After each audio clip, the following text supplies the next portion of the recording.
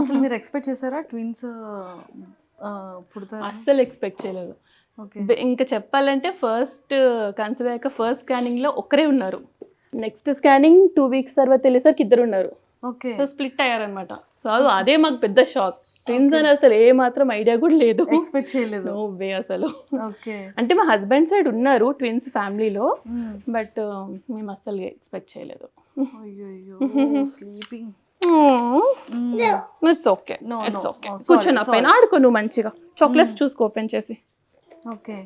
So అలా twins పుట్టగానే ఇద్దరిది చూడగానే ఎలా అనిపించింది? అంటే మాకు ఏం ఎక్స్పెక్ట్ చేయాలో తెలియలే ఫస్ట్. డెలివరీ రోజు కూడా మొత్తం బ్లాంక్ ఉండే, పుట్టినాక కూడా అట్లనే ఉంది. స్లోగా సింక్ అయింది.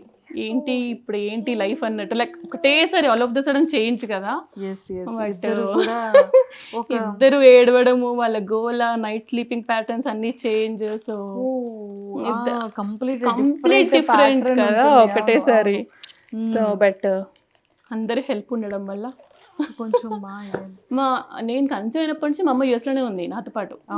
సో ఇద్దరు అమ్మ ఇండియాకి వచ్చాక అత్తయ్య వాళ్ళు వచ్చారు, అత్తయ్య వచ్చాక మళ్ళీ అమ్మ. సో ఇప్పటి వరకు ఎవరో ఒకరు నాకు హెల్ప్ ఉన్నారు.